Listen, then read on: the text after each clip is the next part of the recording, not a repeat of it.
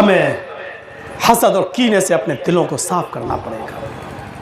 میرے پیارے ساتھیوں، غور کرو، وَلَا يَغْتَبْ بَعْضُكُمْ بَعْضًا، کوئی تم میں سے کسی کی غیبت نہ کرے۔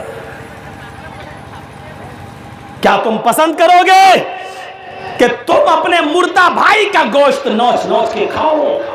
اور اللہ کے نبی جب سفر معراج پہ گئے تو جہنم میں جلنے والے کچھ لوگوں کو دیکھا کہ ان کے ناخن تانبے کے ہیں، تانبے کے، اور وہ ناخن اپنے جسم پر مارتے ہیں، اپنا گوشت نوچ رہے ہیں اور کھا رہے ہیں۔ اللہ کے رسول نے پوچھا، جبریل یہ کون لوگ ہیں جو اپنا ہی گوشت نوچ نوچ کے کھا رہے ہیں؟ جواب دیا جبریل نے، اللہ کے نبی یہ وہ لوگ ہیں جو دنیا میں اپنے بھائیوں کی غیبت کیا کرتے تھے، ان کی برائیاں کیا کرتے تھے، ان کو اپنے بھائیوں کا گوشت بہت پسند تھا، آج ان کو ان کا گوشت کھلایا جا رہا، کھاؤ۔ نوچ نوچ کر اپنے جسموں کا گوشت نوچ رہے ہیں اور کھا رہے ہیں، یہ غیبت کرنے والوں کی سزا ہے۔ میرے بھائیوں، ہمیں سوچنا چاہیے، عبرت کے ناخن لینا چاہیے۔ ہم لوگ تو آپس میں ایسے بھائی بھائی ہیں، انما المؤمنون اخوہ فاصلحوا بین اخویکم، اے ایمان والو، اے مومنو، تم آپس میں ایک دوسرے کے بھائی ہو۔ اگر دو بھائیوں کے درمیان تنازع ہو جائے، دو بھائیوں کے درمیان اگر جھگڑا ہو جائے تو پھر تم ان کے درمیان اصلاح کرا دیا کرو، ان کے درمیان صلح کرا دیا کرو۔ جنگ بدر کے اندر میرے بھائیو، عدی ابن عمیر جب گرفتار کر کے لایا گیا، یہ کافر تھا اور مصعب ابن عمیر کا بھائی تھا۔ عدی ابن عمیر کے پیروں میں جب بیڑیاں ڈالی جانے لگی تو مصعب ابن عمیر اپنے بھائی کے پیروں میں بیڑیاں ڈالتے ہوئے دیکھ رہے تھے۔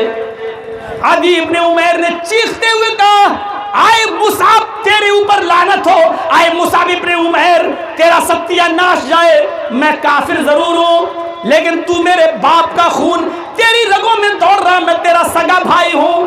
آئے مصعب، تیری آنکھوں کے سامنے یہ محمد کا ساتھی تیری آنکھوں کے سامنے میرے پیروں میں بیڑیاں ڈال رہا ہے اور تو کھڑا کھڑا دیکھ رہا ہے، تجھے اپنے سگے بھائی کا ذرا بھی برا نہیں لگ رہا ہے؟ تو جانتے ہو اس پر مصعب ابن عمیر نے کیا کہا تھا؟ آئے عادی خاموش، آئے عادی چپ، تو میرا بھائی نہیں ہے۔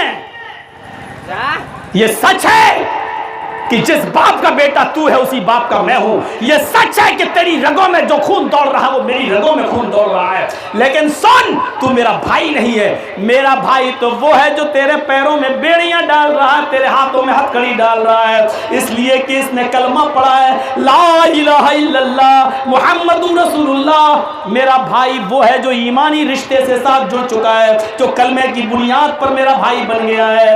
آج میں اس بھائی کو تجھ سے زیادہ بہتر سمجھتا ہوں، تو میرا بھائی نہیں ہے، میرا بھائی وہ ہے جو تیرے پیروں میں بیڑیاں باندھ رہا ہے۔ ایمانی رشتہ اتنا مضبوط ہوتا ہے، سگے بھائی سے زیادہ ایمانی رشتہ مضبوط ہوتا ہے۔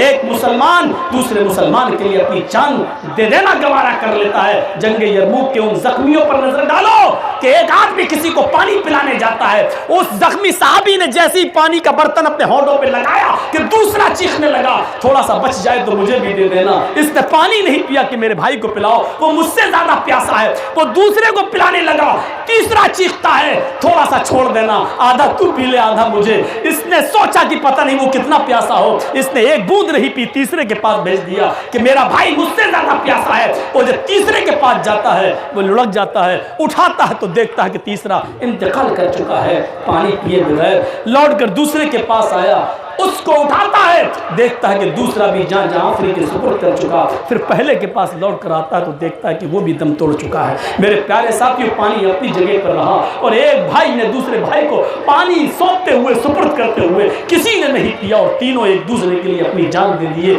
یہ ایک مسلمان دوسرے مسلمان کے لیے ہوتا ہے۔ ہم اپنی سوسائٹی پہ، اپنے سماج پہ ہم نظر ڈالیں اور دیکھیں، آج یہ 50-60 لوگ رہ گئے ہیں، اب ان میں ہماری تقریر ہو رہی ہے۔ میرے پیارے ساتھیوں، میں نے بھی 1.5 گھنٹہ بول کر اپنا حق ادا کر دیا ہے۔